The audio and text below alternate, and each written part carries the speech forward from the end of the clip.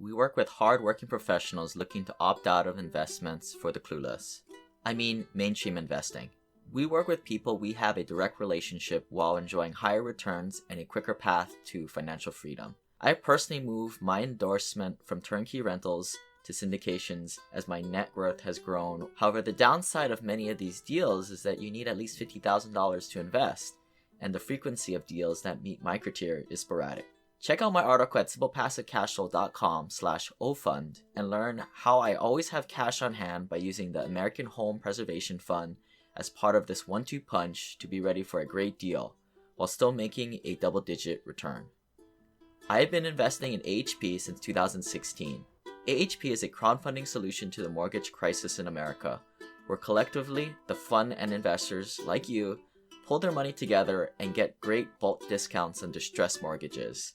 It's a business model that I think gets stronger should a bump in the economy come, because this is where there will be even more distressed inventory for AHP to purchase. The American Home Preservation Fund aims to keep people in their homes so you can make a 10% return while making a positive social impact. Invest in as little as $100 by going to ahpservicing.com/investors.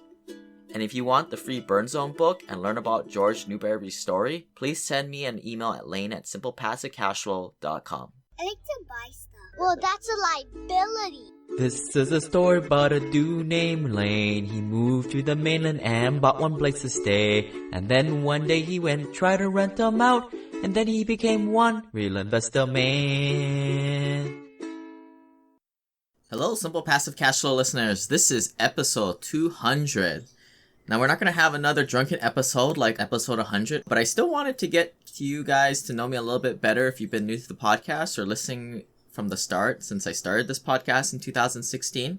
In the last a year and a half or so, our Hui Deal Pipeline Club, which if you want to join us, go to simplepassivecashflow.com/club, has raised over $30 million to go and acquire over $250 million of real estate.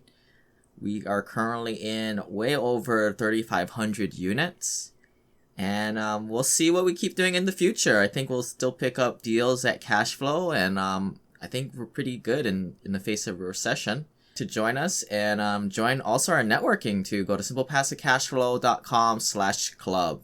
And something I'm even more proud of is creating our community. A lot of us got together back in February, what I call the Hui 3 multi-day, I think it was 3 or 4 days of masterminding in Hawaii, and we'll probably do the same thing in 2021, probably Martin Luther King weekend. If you guys want to check out the highlight video, go to simplepassivecashflow.com/Hui3 and check that out. And here I go reading my chapter. This is Audible. The Engineer Who Escaped the Rat Race and Achieved Escape Velocity by Lane Kawaoka.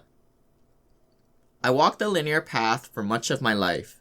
Raised as part of disappearing middle class, programmed me to study hard in school, checking the boxes on extracurricular activities, cramming for the SATs, and getting a high GPA to get into college, all to live a practical life. Growing up, we were told to waste nothing and turn off the lights every time you leave a room. I still feel guilty to order a soft drink at a restaurant as opposed to tap water. In college, while all the cohorts were playing frisbee in the quad, I was stuck in the basement of the industrial engineering lab. Why was I not playing in the sun? Because Google told me what the highest paid undergraduate professions were. Driving on autopilot for much of my early 20s, I went for a higher level master's degree and tested to become professionally licensed as an engineer for the job security. Upon entering corporate America, I spent my first 5 years of my career working for a for-profit private company as a construction supervisor, managing a bunch of entitled journeymen who were older than my parents. Facing the rigors of junior-level employment, I played my role as a young guy traveling 100% of the time for my company, sacrificing quality of life as I navigated the operational clusters, toxic management, and other backstabbing pawns in the company. I have a lot of scar tissue from the decade of working for the man, not to mention building someone else's dream. You tell me how engaged you would be if meeting protocol was to sit next to your supervisor and not speak unless directly instructed to, or if you were asked to address a director 2 levels up by Mr. or Mrs. title. One day, an internal company email went out notifying of a friend/ex direct report who had died in a work accident. My boss was uncompassionate about the situation, looking out for the big bad machine first, mostly his annual bonus and agenda. This really put things into perspective for me. As a corporate road warrior, it was novel being on company expenses all the time and maxing out on airline and hotel points. But you could only have steak and lobster so many times. The only people who cared about my platinum status were the other suckers in first class who were working for the paycheck or an acceptable quarterly review. Although I am grateful that I had a well-paying job post-2008 recession, I traded the most important resource, time, for money. The linear path instilled delayed gratification, living below my means, and an overall scarcity mentality of saving money instead of earning more, being more. I was entranced by the pervasive Wall Street marketing to blindly put money into a company-sponsored 401k plan only to hope and pray that compound interest would carry me to a secure retirement. Let's not even talk about the student loans I had. I knew where this path was going. I mean, I did the math and it told me so. This is my story of how I freed myself financially, how I took ownership of my life's direction, and the series of events that allowed me to find my calling. Seeing the economic matrix, a steady diet of ramen noodles and a free birthday latte per year made it possible in 2009 to purchase my own home to live in. Being a bachelor who was only home on the weekends, I realized that having this large home was a waste of money. I made a decision to rent it out and become a real estate investor. You might be thinking that this was the big change, but at the time, it was simply a lot of beer money after collecting the rents and paying the mortgage. I don't know if it was the beer or being love drunk with cash flow, but I opted out of the linear path in my early 20s. From that point, I devoured podcasts, books, and other online forums on every keyword iteration of passive real estate investing. At a few $100 of passive cash flow per home, the process was simple. Buy a rental property where the income exceeded the expenses in the mortgage, then rinse, wash, repeat. Like a space shuttle that accelerates through gravity and escapes the atmosphere in 0G, this was my way to financial freedom. Up to that point, the biggest breakthrough in my life was discovering the MP3 format that compressed and played music digitally in my teens. Using this intellectual technology, I progressed intentionally to 11 rentals in 2016. At that time, a few of my friends wondered why my ramen noodle diet was being replaced by Starbucks coffee and yummy double bacon and egg breakfast sandwiches.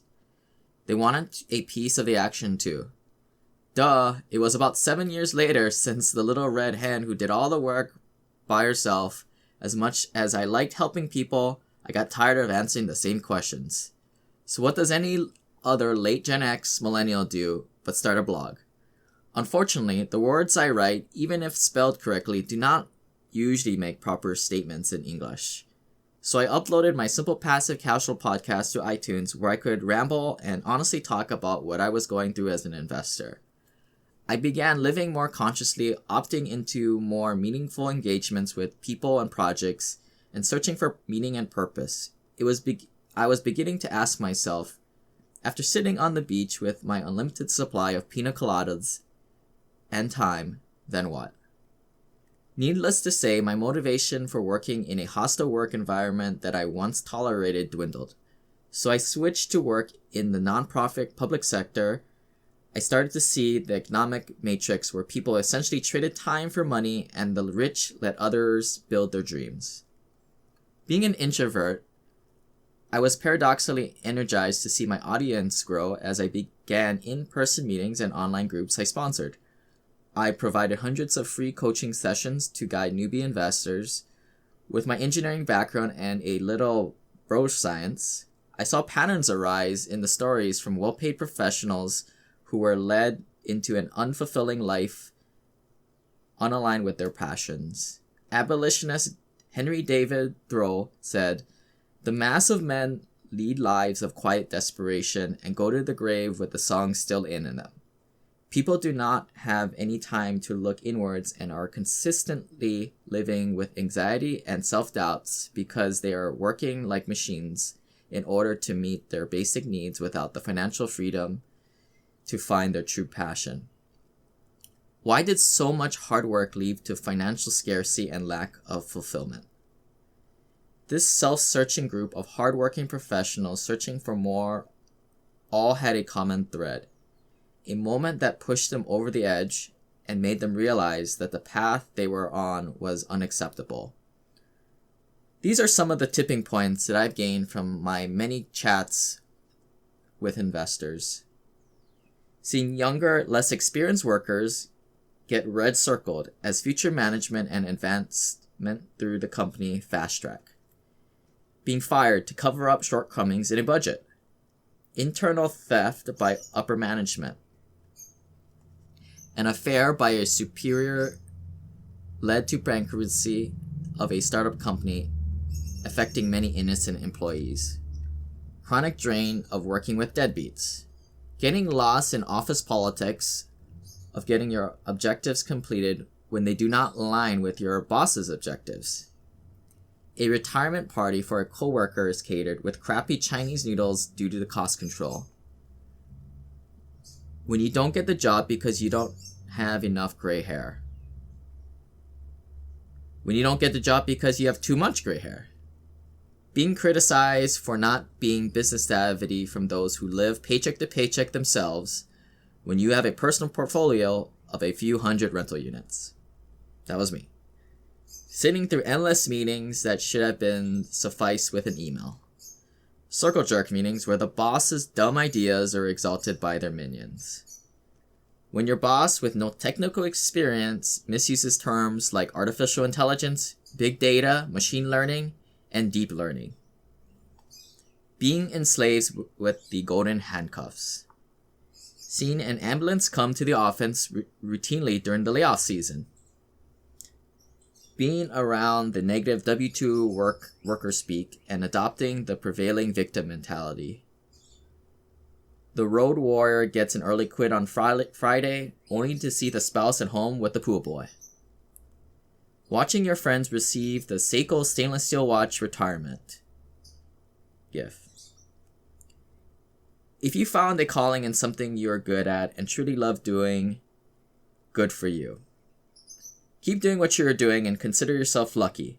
If you relate to any of the moments above, read on. The one idea.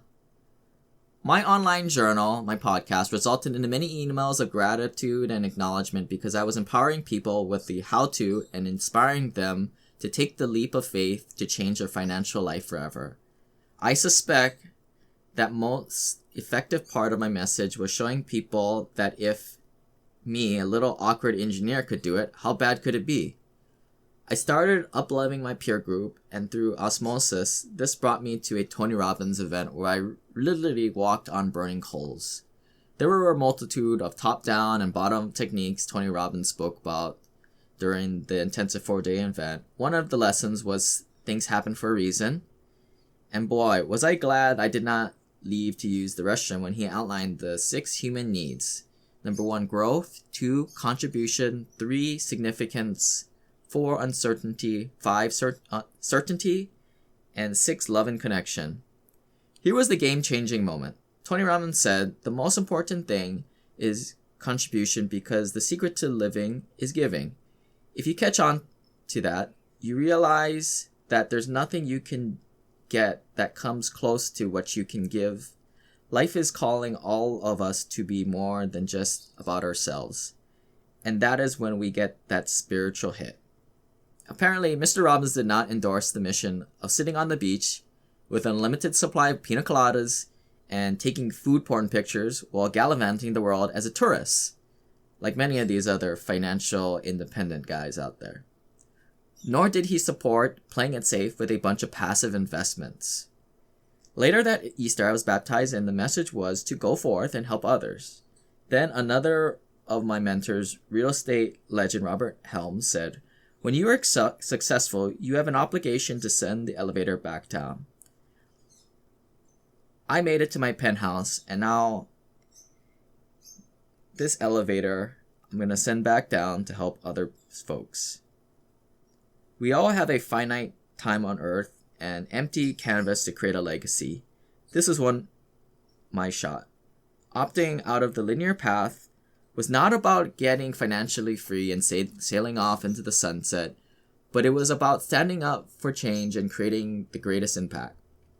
The fan mail all followed a common thread of pain. Many hard-working professionals who are busting their butt on the linear path are being misled down a comfortable life of unfulfillment.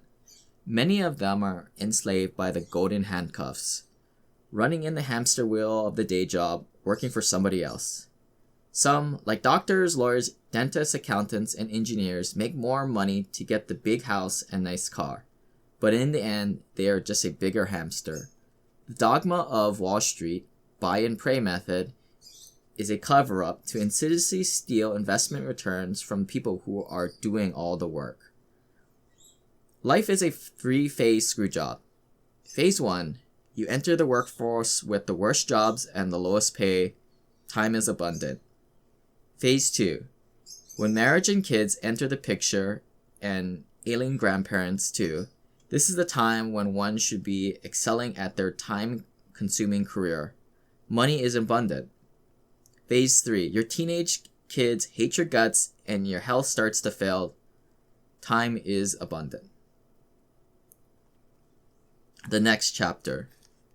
My mission is to teach and empower good people to realize the powerful wealth building effects of real estate so they can spend their time on more important ventures and passions instead of working long hours and worrying about their financial troubles. In real estate, we use leverage, and by teaching others, I am leveraging other people to achieve their financial goals in hopes that they will, too, send the elevator back down for the next person. SimplePassiveCashflow.com seeks to educate those looking for diversification and better returns outside the traditional investments such as mutual funds and stocks. This is part of a large effort to redirect billions of dollars going to the corrupt Wall Street roller coaster and help the shrinking middle class find safer and more profitable investments in projects that benefit Main Street, such as affordable workforce housing rather than luxury housing for the rich. The true meaning of wealth is having the freedom to do what you want, when you want, and with whom you want. Building cash flow via real estate is the simple part. The difficult part occurs after you are financially free to find your calling and fulfillment. But that's a great problem to have. And if you guys haven't yet, please book a call with me. I'd like to get to know all my investors personally. And if you've been listening to this podcast for a while, we've never connected, shoot me an email at lane@simplepassivecashflow, and I'd like to hear from you. Aloha.